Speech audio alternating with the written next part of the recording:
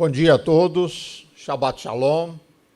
Temos hoje a porção Vaerá, que está aí no vídeo, os capítulos, os versículos. Mas antes de começar, vamos fazer uma oração. Ó Deus eterno, estamos aqui te agradecendo, Senhor, pela tua graça, pela tua misericórdia, pela tua presença nas nossas vidas, Senhor. Que a palavra que o Senhor me deu, ela toque corações, ela abra caminhos, ela dê instruções e que possamos aplicá-la na nossa vida. Nós te agradecemos, Senhor, por tudo que o Senhor fez, por tudo que o Senhor tem feito e por tudo que o Senhor fará. Em nome de Yeshua. Amém.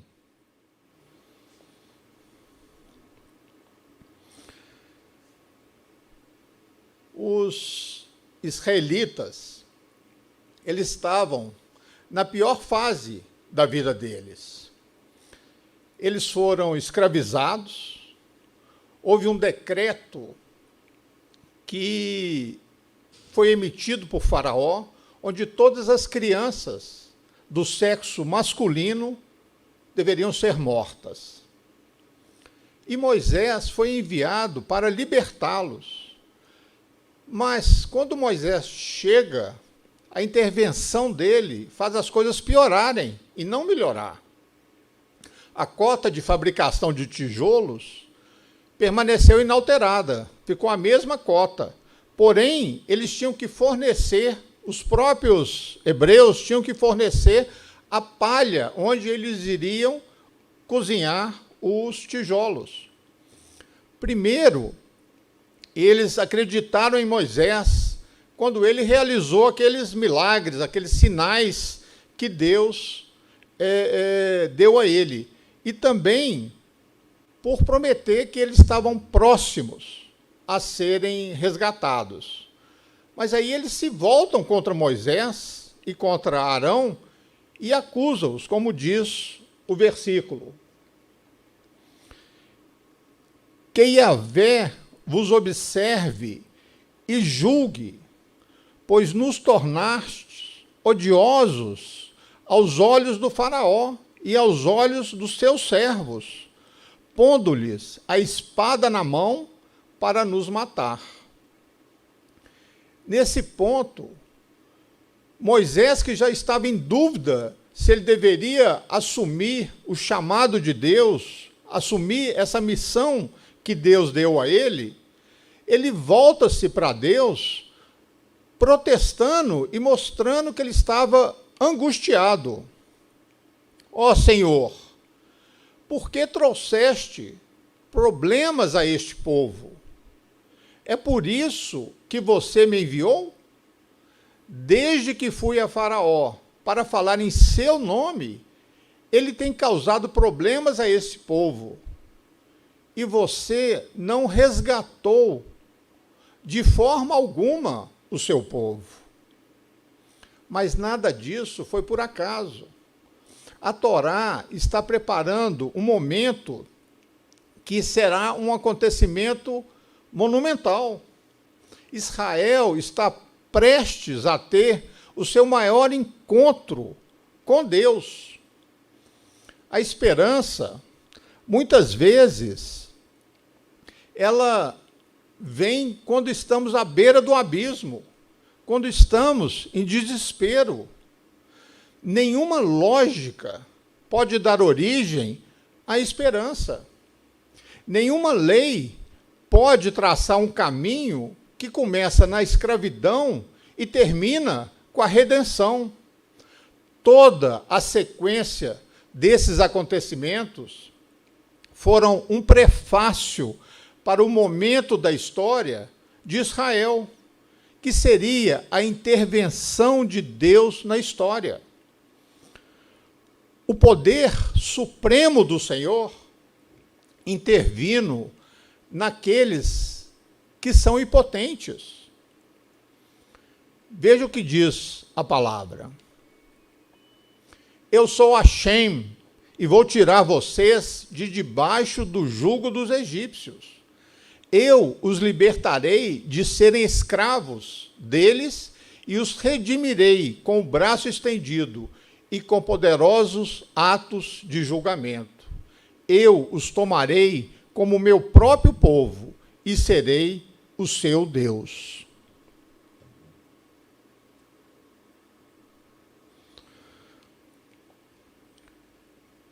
Existem várias traduções, mas eu não quero entrar nesse mérito, mas o que importa é o que Deus diz a Moisés.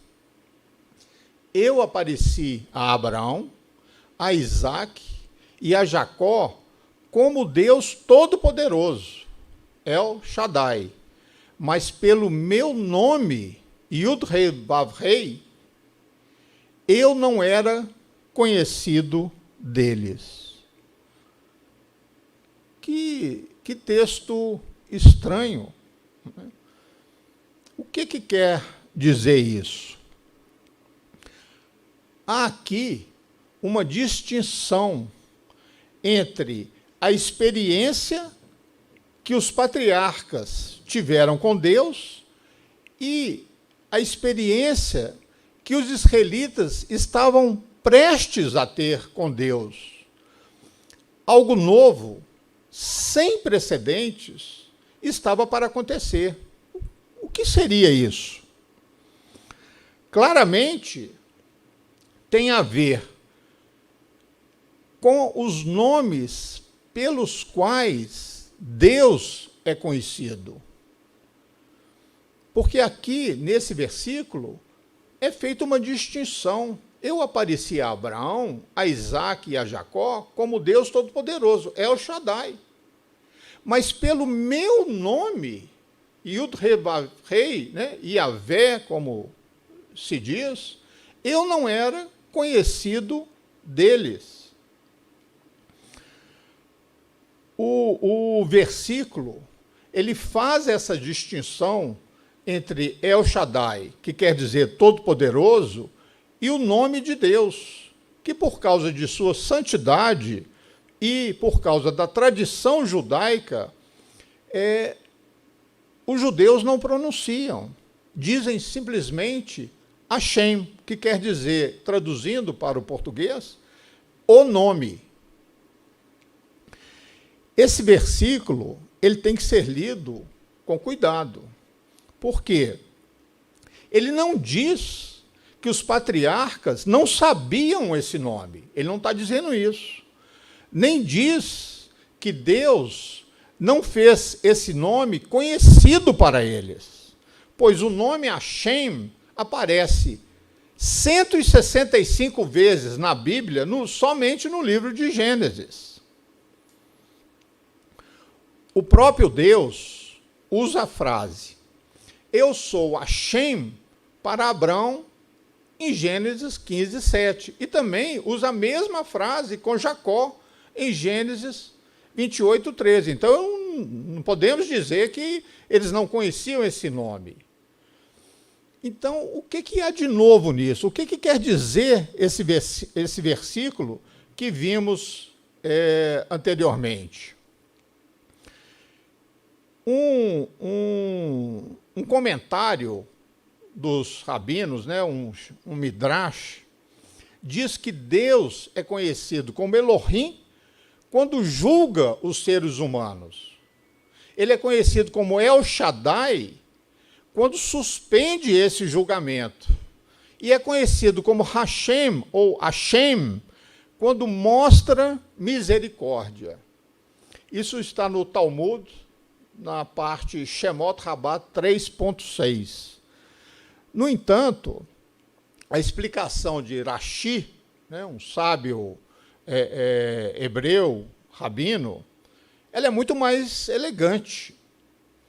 Ele diz o seguinte, não está escrito aqui, meu nome, né, Yud-Heh-Vav-Hei, Yavé, não os fiz saber, mas está escrito, pelo nome Yud-Heh-Vav-Hei, eu não era conhecido deles. Ou seja, não fui reconhecido por eles pelo meu atributo de cumprir as promessas. Meu nome é Yud-Heh, Vav-Heh, Yahvé, ou seja, eu sou fiel para cumprir minha palavra. Mas eu fiz promessas a eles que não cumpri durante a vida deles. Isso está em Êxodo 6:3. Os patriarcas receberam promessas de Deus. Eles se multiplicaram, a família cresceu e eles se tornaram uma nação. Eles herdariam uma terra, mas nenhuma dessas promessas foi cumprida durante a vida deles. Quando Gênesis chega ao fim, existia apenas 70 pessoas da família dos patriarcas. E eles ainda não tinham terra nenhuma. Eles estavam, pelo contrário, no exílio do Egito. Mas agora, o cumprimento da promessa estava começando, estava se iniciando. Em Êxodo 1:9, nós ouvimos pela primeira vez a frase Abnei Israel, o povo dos filhos de Israel. Israel deixa de ser uma família e passa a ser uma nação. Moisés, na sarça ardente, ele foi informado por Deus que estava para levar o povo para uma terra boa, uma terra que mana leite e mel. Hashem, portanto, significa o Deus que age na história para cumprir suas promessas. Isso era algo radicalmente novo. Não apenas para Israel, mas para toda a humanidade. Até então, Deus, ou melhor dizendo, os deuses, eles eram conhecidos apenas pela natureza. Deus estava no sol, Deus estava nas estrelas, Deus estava na chuva, na tempestade, na fertilidade dos campos. Quando havia seca e fome, as pessoas diziam que era porque Deus se zangou, ou os deuses se zangaram. Quando havia produção em abundância, eles diziam que Deus mostrava um favor a eles. Nunca antes Deus tinha intervido na história, principalmente para resgatar um povo da escravidão e colocá-los em liberdade. Então isso foi uma revolução. Para a maioria dos seres humanos, parece que a história não tem significado nenhum. Parece que vivemos, morremos, e é como se nunca tivéssemos existido. Que o universo não tem o menor interesse na nossa existência. Se era assim nos tempos antigos, quanto mais agora, nos tempos antigos as pessoas acreditavam em vários deuses, né? Tinha um deus para cada coisa. Mas isso também continua sendo verdade hoje. Quanto mais é verdade para os darwinistas, que acham que a vida é tudo por acaso, que nada tem a mão de Deus, que o tempo parece destruir todo o significado da história, que nada dura. Pode-se dizer, então, que os hebreus foram os primeiros a descobrir o significado da história e da adoração a Deus. O judaísmo mostrou que a história da humanidade ela é muito mais do que uma sucessão de fatos, de acontecimentos, que o destino da nação de Israel reflete a lealdade na forma de uma aliança com o próprio Deus. E somente uma fé profunda, ou um novo tipo de fé, poderia romper com toda essa história da mitologia antiga e poderia dar às pessoas coragem para partir para uma jornada rumo a algo desconhecido. Esse é o significado de Hashem, o Deus que intervém na história. Os 10 mandamentos, eles não começam assim: eu sou o Senhor teu Deus que criou o céu e a terra. Não. Ele começa assim: eu sou o Senhor teu Deus que te tirou do Egito, da casa da escravidão. Eu intervi ali para vocês serem libertados. Eu sou o Deus que age e de uma forma a libertar o meu povo. Eu sou um Deus que age em pró do meu povo. Elohim é Deus quando o encontramos na natureza e na criação, mas Hashem é Deus na libertação dos israelitas da escravidão do Egito. Nós temos que entender que a revelação de um dos nomes do Eterno implica na revelação de parte do seu caráter. Cada nome de Deus revela uma parte do seu caráter. O Eterno, ele se revela a nós mediante vários nomes. Cada nome revela uma ação que está de acordo com esse nome. A sobrevivência dos judeus, né, a sua resistência à destruição, muitas vezes em condições praticamente impossíveis. E o papel deles na história aponta para os mistérios do destino de Israel. Isso é o que Deus diz a Moisés que está para ser revelado. Hashem, significando Deus, quando ele intervém na arena do tempo, para que meu nome seja anunciado em todo o mundo. O roteiro da história tem claramente a mão divina. Os patriarcas tinham conhecido o Eterno com esse nome. Mas o caráter da maneira dele atuar, eles tinham conhecido somente como El Shaddai, quando eles estavam em perigo, mas eles não tinham conhecido os milagres que Deus fez de outra maneira, de intervino. Os patriarcas nada disso conheceram. Eles morreram antes de verem as promessas cumpridas. Mas o Eterno, cujo nome se revelou aos israelitas como Hashem, estava implícito nesse nome a fidelidade de cumprir as suas promessas. Até certo ponto, Abraão tinha conhecido essa ação do Eterno quando ele recebeu seu filho Isaque, que foi um milagre, que foi uma intervenção divina. Mas houve várias outras promessas na vida dos patriarcas que eles não chegaram a ver, que não foram cumpridas na vida deles.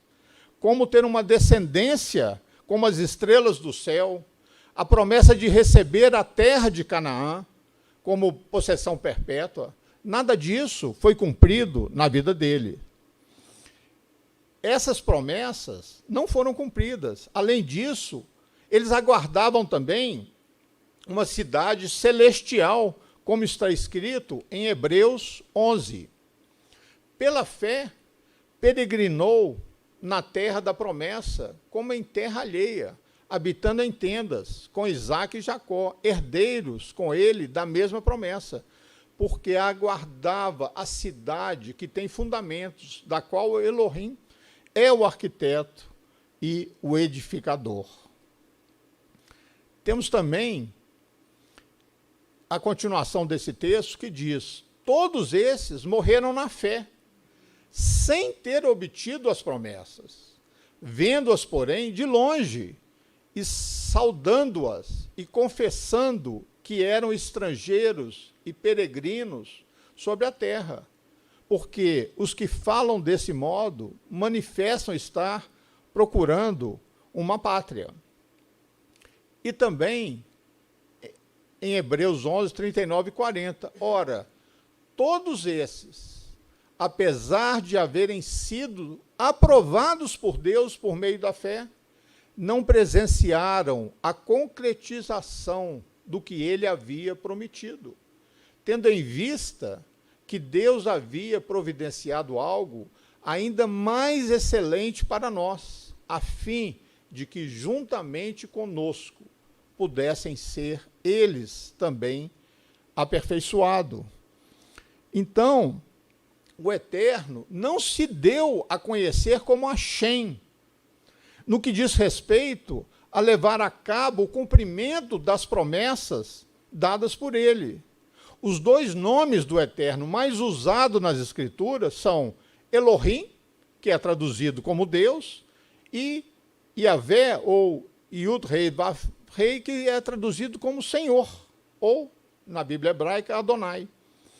O termo Elohim, ele aparece 2.500 vezes na Bíblia hebraica. E o termo Yahvé, ou Yud-Rei Vav-Rei, aparece 7.000 vezes. O nome Yahvé está relacionado à misericórdia do Eterno, e Elohim está relacionado com a justiça do Eterno. Por isso, normalmente, quando aparece o termo Elohim, é referente a um ato de justiça, e quando aparece o nome Yud-Rei Vav-Rei, ou traduzido como Yahvé, é referente a um ato de misericórdia. Daqui, nós podemos concluir que os patriarcas não tinham conhecido o caráter e a manifestação de misericórdia que agora os filhos de Israel passaram a conhecer. O que Moisés constata primeiro na sarça ardente é a revelação da compaixão e da misericórdia do Eterno, como lemos em Êxodo 3, 7 e 9. Disse o Senhor: certamente tenho observado a opressão e a miséria sobre o meu povo no Egito. Tenho ouvido seu clamor por causa dos seus feitos e sei o quanto estão padecendo. Por esse motivo, desci a fim de livrá-los das mãos dos egípcios e tirá-los daqui para uma terra boa e vasta, onde mana leite e mel, a terra dos cananeus, dos hititas, dos amorreus, dos ferezeus, dos heveus e dos jebuseus. Porquanto agora o clamor dos filhos de Israel chegou até mim, e também contemplo a opressão com que os egípcios os estão submetendo e os fazendo sofrer. Essa manifestação de misericórdia do Eterno não tinha sido conhecida por Abrão, Isaque e Jacó. E, além disso, encontramos neste nome outro aspecto relacionado com os dois anteriores, que é a redenção, como está escrito em Êxodo 3, de 8 a 10, por isso desci, a fim de livrá-lo da mão dos egípcios, e para fazê-lo subir daquela terra a uma terra boa e ampla, terra que mana leite e mel. Vem agora, e eu te enviarei a Faraó, para que os tireis o meu povo, os filhos de Israel, do Egito. Deus desce, claramente fala na Torá, Deus desce dos céus a fim de libertar seu povo. Os filhos de Israel precisavam de uma redenção para sair do Egito. Quando uma ou várias pessoas atravessam uma situação de perigo, por exemplo, de escravidão, pobreza, enfermidade, ou qualquer outra coisa semelhante, e ela não consegue sair daquela situação, ela precisa de redenção para sair disso. Um redentor é uma pessoa que tem a capacidade para resgatar aqueles que precisam ser redimidos. Nesse caso, o Eterno, ele se apresenta como Redentor para tirar os filhos de Israel da escravidão. Porque eles sozinhos não podem, por si mesmo, como lemos em Êxodo 15, 13, com a tua beneficência guiaste o povo que salvaste, com a tua força o levaste à tua santa morada. Orei a Yahvé, dizendo, Yahvé, Elohim, não destruas o teu povo e a tua herança, que resgataste com a tua grandeza, que te tiraste do Egito com mão forte. Aqui já é uma clara figura, esse Redentor, uma clara figura de Yeshua, né? Mostrando que muitas vezes a gente conversa com os judeus e eles falam, nós não precisamos de um Redentor, nós não precisamos de um intermediário, nós falamos direto com Deus, mas não é verdade. Lá no Egito, desde quando o povo começou, já precisaram de um intermediário, que era Moisés. Quando iam conversar com Deus, eles falavam assim, vai você, Moisés, senão morreremos. Quem era ali a figura de Yeshua, né? Era Moisés. Os patriarcas não tiveram a experiência com o Eterno como um grande Redentor. Mas agora o Eterno ele se manifesta aos filhos de Israel como Redentor, gravando essa figura na mente do povo. Nós precisamos de um Redentor. Por essa razão é que o Eterno não iria tirá-los do Egito sem pedir permissão a Faraó. Os filhos de Israel eram escravos. Um escravo não tem direito sobre a sua própria vida. Ele não é dono de si mesmo. Ele pertence a outra pessoa. E o Eterno teve que mandar Moisés pedir permissão a Faraó para resgatar os filhos. Ele simplesmente não deu uma ordem, Faraó, liberte meus filhos e pronto. Não foi assim. Olha o que diz. O Elohim dos hebreus nos encontrou. Portanto, deixa-nos agora ir caminho de 3 dias ao deserto, para que ofereçamos sacrifícios a Yahvé, e ele não venha sobre nós com pestilência ou com espada. O Eterno não podia reclamar os filhos de Israel, porque eles eram propriedade de Faraó. Se o Eterno os tivesse tirado sem pedir permissão a Faraó, ele não estaria respeitando o próprio princípio de autoridade que ele mesmo estabeleceu. Por essa razão, Moisés pede a Faraó 7 vezes. E nenhuma dessas ocasiões está escrito que o Eterno ordenou ao Faraó que soltasse o povo. Em todas elas foi pedido. Por outro lado, o Eterno, ele tinha autoridade sobre o Faraó. Por quê? Foi ele mesmo que o colocou como rei, como Faraó do Egito. Portanto, aquele que o Eterno coloca numa posição de autoridade, o Eterno pode julgá-lo. As pragas vieram porque o rei do Egito e o seu povo não respeitaram as leis do Eterno. Um governo que não se submete às leis instituídas pelo Eterno é um governo que mais cedo ou mais tarde tende a cair, pois cumprir os mandamentos do Eterno não é o dever de um povo, mas sim o dever de todo homem, como dito em Eclesiastes. Moisés foi enviado com 2 propósitos: julgar a autoridade de quem não cumpria a sua função, segundo o propósito do Eterno, e redimir os filhos de Israel de sua condição de escravos. Da mesma forma, Yeshua, na sua primeira vinda, veio com dois propósitos: julgar o príncipe desse sistema mundial e o seu povo, e libertar os filhos de Israel da escravidão, do pecado e da morte. Em Yeshua é revelada a justiça de Elohim e a misericórdia de Yahvé, o Eterno. A morte do Messias é a máxima revelação da justiça e da misericórdia de Deus.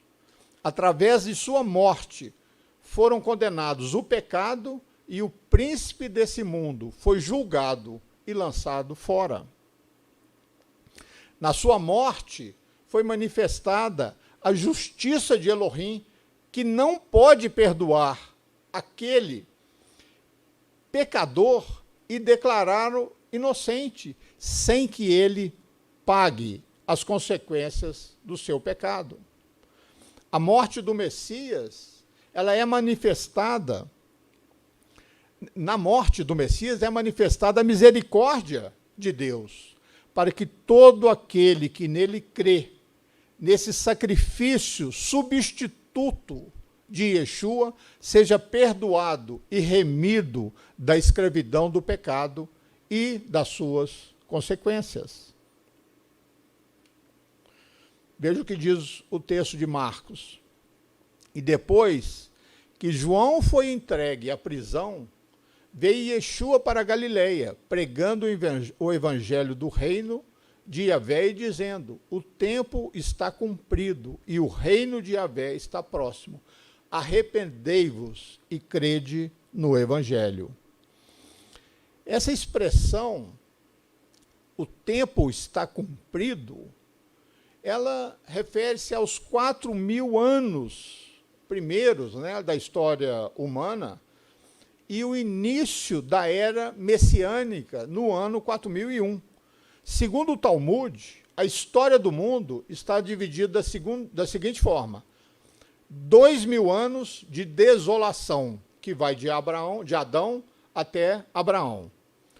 2.000 anos de Torá, que vai de Abraão até o Messias. E 2.000 anos da idade messiânica, desde a primeira vinda do Messias até o seu regresso à era messiânica. E mais 1.000 anos de remissão, que seria o reinado messiânico. Depois disso, o mundo é renovado com novos céus e novas terras, segundo o Talmud. Yahvé, o Eterno, endurecerá o coração de Faraó para multiplicar os milagres no Egito.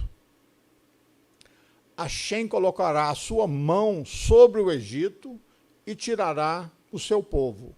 E os egípcios saberão que ele é o Eterno. Moisés e Arão fazem como o Eterno mandou. Eu, porém, endurecerei o coração de Faraó e multiplicarei na terra do Egito os meus sinais e as minhas maravilhas. O endurecimento do coração, é importante a gente entender isso, né? Muita gente faz confusão com essa passagem.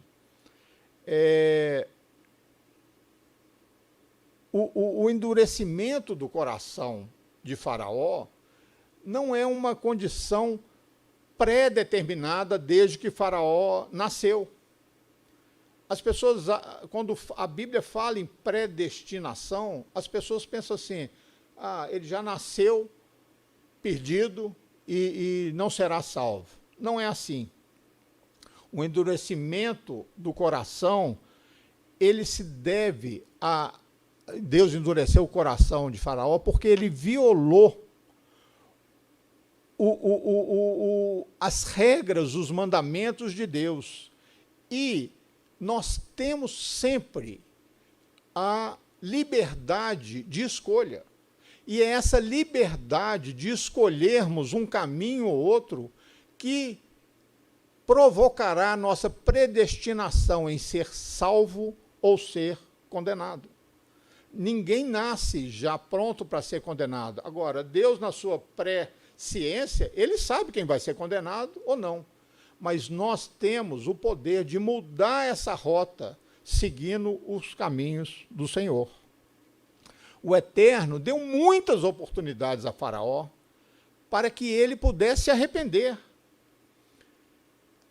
Veja o que diz, segundo a Pedro: Yahvé não retarda a sua promessa, ainda que alguns a tenham por tardia, mas é longânimo para convosco, não querendo que alguns se percam, senão que todos venham a arrepender-se. Maimônides, né, um sábio da época, disse: não penses como os nécios das nações do mundo, como também a maioria dos ignorantes de Israel, de que o santo, bendito seja, decreta desde o princípio da sua criação se um homem irá ser justo ou mau, pois assim não é. Não há nada que o obrigue, que lhe seja imposto ou que o arraste por qualquer um destes caminhos, visto que é ele mesmo e por sua própria decisão que se inclina para o caminho que deseja. Nós temos esse poder de nos inclinar. Deus nos deu esse poder. Nós não somos robôs, não somos bonecos, não somos marionetes que Deus mexe, não somos. Nós temos o poder de decisão de escolher um caminho ou outro. O Eterno diz a Moisés que vai endurecer o coração de Faraó para multiplicar os seus sinais e seus prodígios, para se tornar conhecido por todos. Agora, depois que o Eterno fala isso a Moisés, ele ainda demora 5 pragas para realizar o endurecimento. Quer dizer, depois que ele disse tudo, depois que ele falou tudo, ele ainda espera dar mais 5 oportunidades do Faraó se converter do mau caminho, e ele não se converte. Durante as primeiras 5 pragas, que segundo um comentário rabínico, ela dura 5 meses. Foi o próprio Faraó, daí se conclui que foi o próprio Faraó que endureceu o seu coração e não deu importância às palavras do Eterno. Com isso, nós aprendemos que quando uma pessoa se rebela contra a vontade do Eterno, chegará a um ponto onde a graça do Senhor se retira e já não haverá mais possibilidade de arrependimento. É o fim da linha. E aí ele será considerado um vaso de ira preparado para a destruição, conforme está escrito em Romanos. E que direis se Yahvé, querendo mostrar a sua ira e dar a conhecer o seu poder, suportou com muita paciência os vasos de ira, preparados para a perdição? E também, Êxodo 7, 9 e 12, quando o Faraó vos falar dizendo: fazei vós um milagre, dirás a Arão: toma a tua vara e lança diante de Faraó, e se tornará em serpente. E lançou Arão a sua vara diante de Faraó e diante dos seus servos, e tornou-se em serpente. E Faraó também chamou os sábios e encantadores e os magos do Egito. Fizeram também o mesmo com os seus encantamentos. Cada um lançou sua vara e tornou-se em serpente. Mas a vara de Arão tragou as varas deles. Isso mostra que existem forças ocultas, invisíveis, que agem, mas que o poder do Eterno é tremendamente maior que qualquer outra força existente. Vamos esclarecer alguns fatos importantes nessa porção, nessa paraxá. O Eterno ferirá as águas do rio através de Moisés. Quem fazia o milagre? O Eterno ou Moisés? Vamos pedir ajuda a Yeshua, porque ele diz o seguinte: mas se as faço e não credes em mim, crede nas obras, para que conheçais e acreditais que o Pai está em mim e eu nele. Não crês tu que eu estou no Pai e que o Pai está em mim? As palavras que eu vos digo, não as digo de mim mesmo, mas o Pai que está em mim é quem faz as obras. Então, Moisés era apenas um instrumento nas mãos do Senhor. Sempre quem fez os milagres foi o Eterno. A redenção do Egito é um anúncio profético para a grande redenção de Israel nos últimos tempos, relativa à segunda vinda de Yeshua, como está no livro de Jeremias. Eis que os trarei da terra do norte, entre as quais haverá cegos e aleijados, grávidas e as de parto, juntamente, em grande congregação, voltarão para aqui. Virão com choro e com súplicas, os levarei, os guiarei aos ribeiros de águas, por caminho direto, no qual não tropeçarão, porque sou um pai para Israel, e Efraim é o meu primogênito.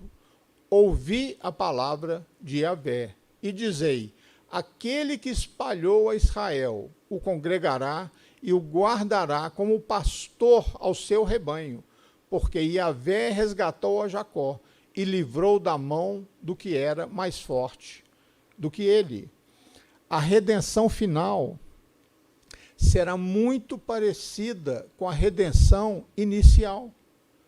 Como na redenção inicial eles passaram pelo mar, assim também acontecerá durante a redenção final, como diz Zacarias. Ainda que os espalhei por entre os povos, eles se lembrarão de mim em lugares remotos, e viverão com seus filhos, e voltarão, porque eu os farei voltar da terra do Egito, e os trarei à terra de Gileade e do Líbano, e não se achará lugar bastante para eles. E ele passará pelo mar com angústia, e ferirá as ondas no mar, e todas as profundezas do Nilo se secarão. Então será derrubada a soberba da Assíria, e o cetro do Egito se retirará, e eu os fortalecerei em Yahvé, e andarão em meu nome, diz Yahvé.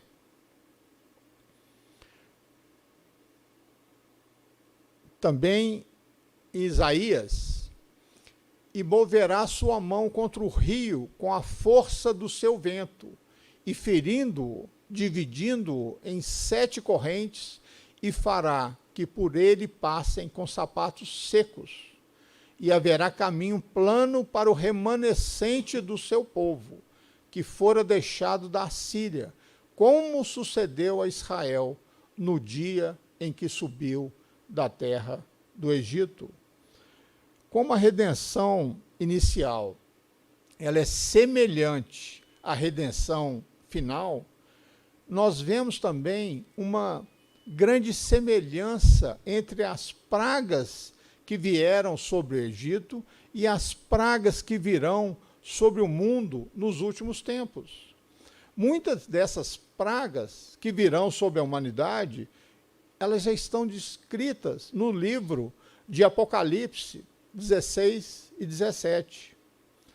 Nós vemos como o povo escolhido é resguardado quando o Eterno exerce seus juízos. Eu, pessoalmente, acho que essa praga, se assim eu posso chamar, do coronavírus, é o início do período das dores. Ela é uma coisa mundial, ela é uma coisa que afeta todas as finanças, ela é uma coisa que não tem cura. As vacinas, elas simplesmente imunizam por um tempo, mas não termina com o vírus. E me chamou a atenção o jornal quando diz que Israel será o primeiro país a imunizar todo o seu povo. Quer dizer, a morte em Israel pelo coronavírus, ela é muito pequena. Tive ontem uma conversa com meu primo em Israel e levamos quase 1 hora conversando. Ele me disse que morreram 4 pessoas, né, nesse período. Então, a gente vê, né, isso não está na Bíblia, é uma coisa pessoal.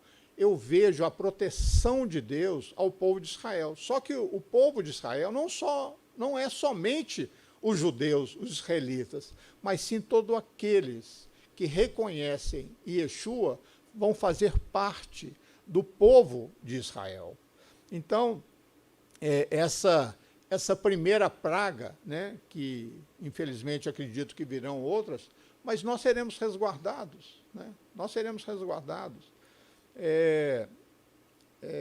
Eu até ontem também conversei muito com um pastor da Colômbia, que é muito, muito amigo, até foi aqui mesmo, mais de 1 hora conversando, e achei ele extremamente abatido. Ele pegou o Covid, ele está extremamente abatido, a aparência dele está a aparência de uma pessoa doente.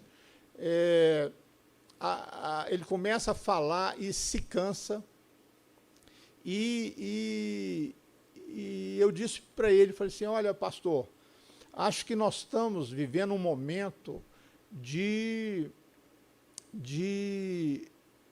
pedir perdão, né? De nos reconciliarmos com Deus, de nos arrependermos do que fizemos.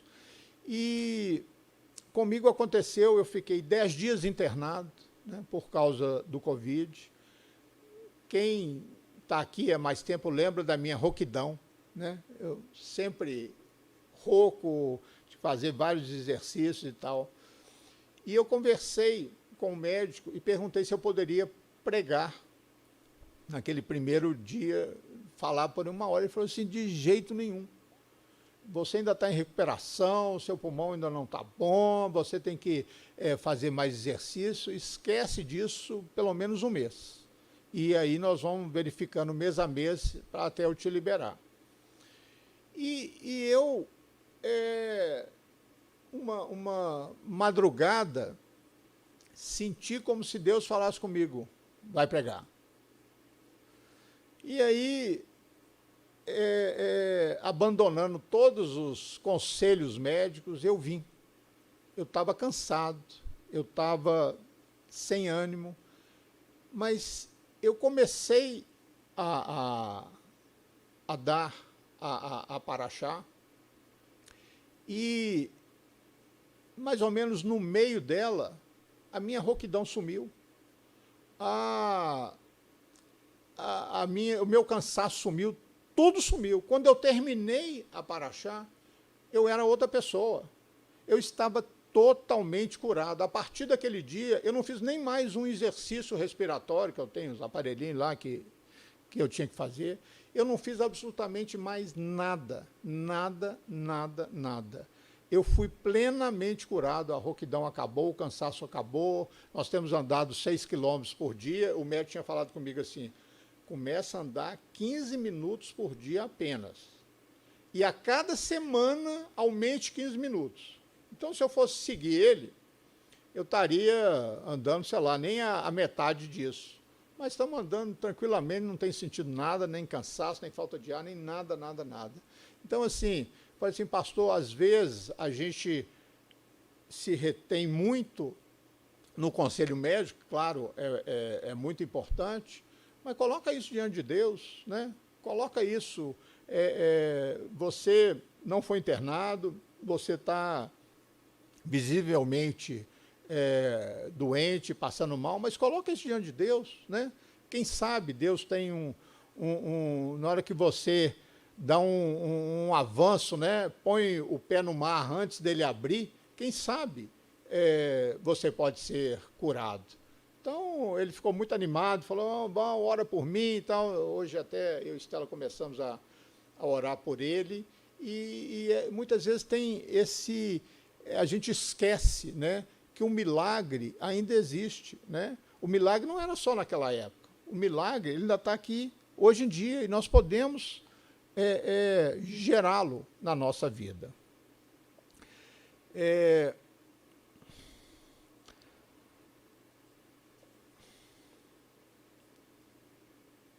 Continuando. Porque muitos virão em meu nome, dizendo, eu sou Cristo, e enganarão a muitos. E ouvireis de guerras, de rumores de guerras, olhai, não vos assusteis, porque é mister que isso tudo aconteça, mas ainda não é o fim. Porquanto se levantará nação contra nação, e reino contra reino, e haverá fome, e pestes, e terremotos em vários lugares. Mas todas essas coisas são o princípio de dores. Mas, no meio desse tempo, quer dizer, nós estamos vendo isso aqui, né? Quantos falsos pregadores estão por aí, né? Nós temos visto guerra, terrorismo, fome, pragas, sinais dos céus, terremotos, né? Mas, entre esses acontecimentos, existe um povo que aprendeu a confiar no Eterno e não sofrerá essas coisas da mesma maneira que o povo que não é dele sofrerá. Há uma diferença entre os filhos das trevas e os filhos da luz, e essa diferença será manifestada cada vez mais quando as pragas caírem no mundo. O Eterno, ele mesmo, separa o seu povo do povo de Faraó. No dia seguinte, entram os enxames de moscas em todo o Egito, e a terra fica devastada. Olha o que diz o Senhor, e farei separação entre o meu povo e o teu povo. Amanhã se fará esse sinal. O Eterno, ele continua, ele não muda. Ele continua a fazer a separação entre a luz e as trevas. Ser santo significa ser separado. Se o povo quer ser igual às demais nações, ele perde a luz. Aqueles que são vasos de misericórdia podem obter a glória do Senhor. Os vasos de misericórdia são os filhos de Israel e todos os gentios que se arrependeram e largaram a idolatria, largaram a iniquidade e se refugiaram debaixo da mão estendida de Elohim, que é o Messias. Não somos preparados para a glória no ventre da nossa mãe, não. Mas no momento em que nos arrependemos de nossos pecados, e isso acho que não é uma única vez, é uma atitude que deve ser constante, contínua, e confessamos os nossos pecados a Yeshua como nosso Senhor e Salvador, aí nós seremos salvos dessas pragas que virão. A predestinação, ela não é feita com base na soberania de Deus, de dizer, esse vai ser salvo, esse é perdição, esse vai ser salvo, esse é perdição. Não. Mas a base é o livre-arbítrio que cada um de nós recebe, por sermos criados à imagem e semelhança de Deus, para podermos escolher entre obedecer ou nos rebelar.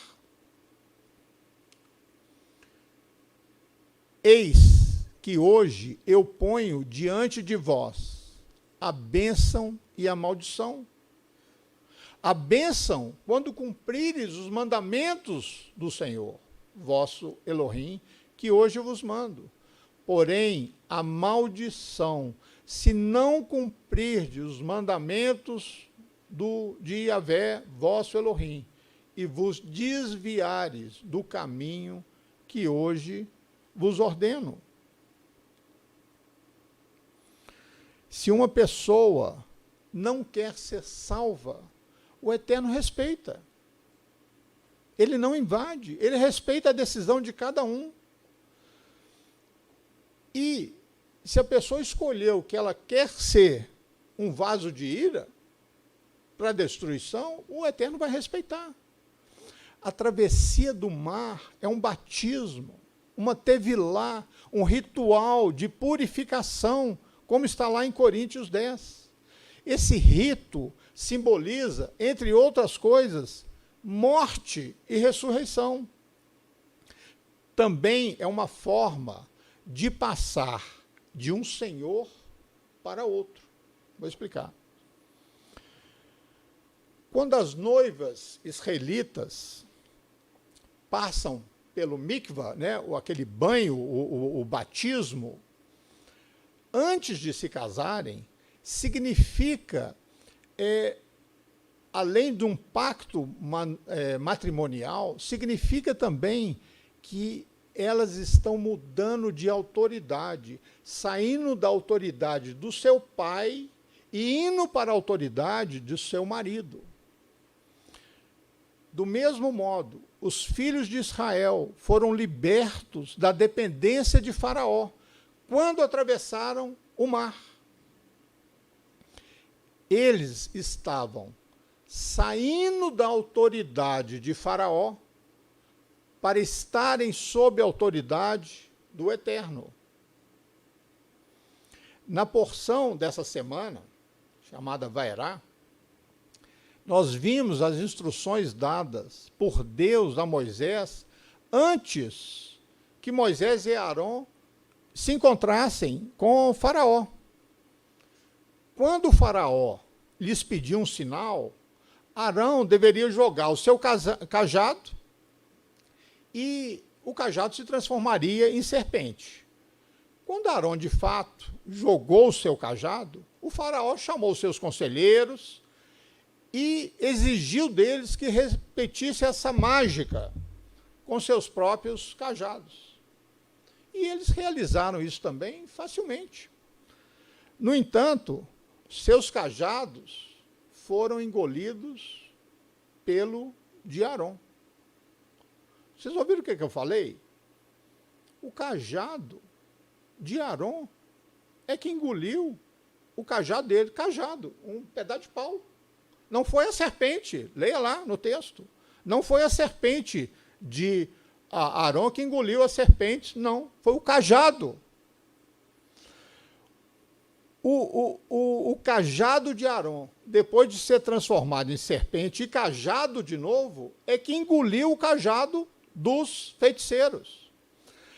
As maravilhas e as pragas que ocorreram no Egito não foram apenas com o objetivo de punir o povo egito, mas sim de quebrar a resistência, a oposição do povo egípcio a Deus.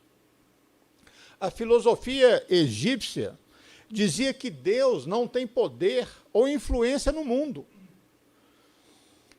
Segundo eles, depois da criação, o mundo foi entregue às leis da natureza e Deus desistiu de supervisionar o dia a dia ou a terra. As 10 pragas serviram também para desaprovar a ideologia egípcia. E cada uma das pragas ilustra um erro errado, um erro diferente na filosofia deles. O milagre dos cajados engolido foi uma introdução aos milagres que iriam se seguir.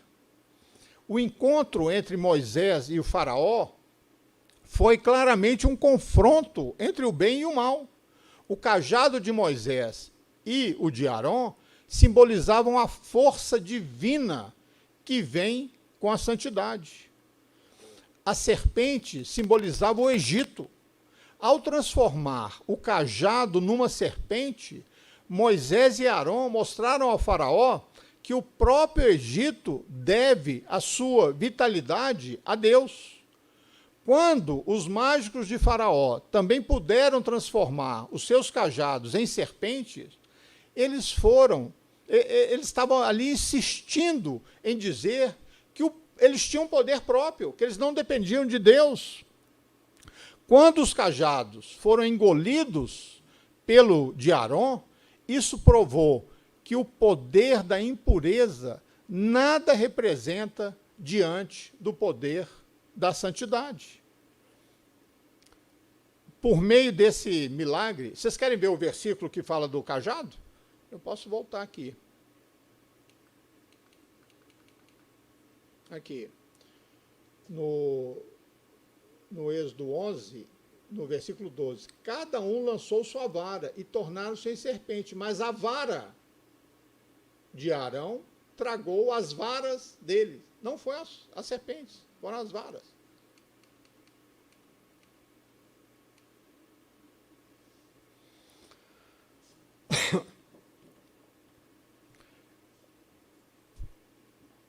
Por meio desse milagre, Deus mostrou ao faraó e a seus sábios que eles também estavam sob o domínio de Deus. Isso destaca a lição que seria aprendida por todo o Egito. Anunciou as 10 pragas que estavam para chegar. A intenção das pragas foi dita claramente por Deus, para que vocês saibam que eu sou Deus. Então, Deus realizou as pragas também para que todos saibam que Ele é Deus, só Ele tem esse poder supremo. Os milagres do Êxodo tornaram óbvio que Deus existe. Afinal, a água não se transforma em sangue à toa. Nem sapos cobrem toda a terra de maneira natural. Ver esses milagres, um após o outro, fez todos, tanto judeus quanto egípcios, a terem consciência da presença divina. A primeira praga a afligir os egípcios foi sangue. Cada gota de água do país se transformou em sangue. Portanto, o primeiro passo rumo à libertação deve ser algo conectado com transformação de água em sangue. O primeiro passo rumo à libertação deve ser algo conectado com a transformação de água em sangue. A água simboliza tranquilidade, mas simboliza também falta de entusiasmo. O sangue, por outro lado, é um símbolo de calor, de entusiasmo, de fervor. Então a Torá pergunta: você deseja realmente sair do Egito? Você deseja realmente superar as suas limitações? A primeira coisa que você tem que fazer é transformar água em sangue. Como assim? Transforme a sua apatia em entusiasmo e amor com o próximo e amor à Torá. Coloque em sua vida o calor e o fervor dirigidos a Deus e também à santidade, pois a frieza e a apatia são fontes do mal. Quando alguém é frio em relação a algo, isso significa que ele está totalmente desinteressado naquilo. A primeira ação a ser feita para a sua libertação é substituir a sua dedicação morna por uma dedicação com calor, com entusiasmo. Uma das maneiras práticas de expressar isso é cumprindo os mandamentos de Deus. quando você tem o desejo de aumentar a sua obediência a Deus, isso te leva a cumprir os mandamentos por amor e não por obrigação. Este, então, será o primeiro passo rumo à nossa saída do Egito e por um ponto final no nosso exílio. Shabbat Shalom.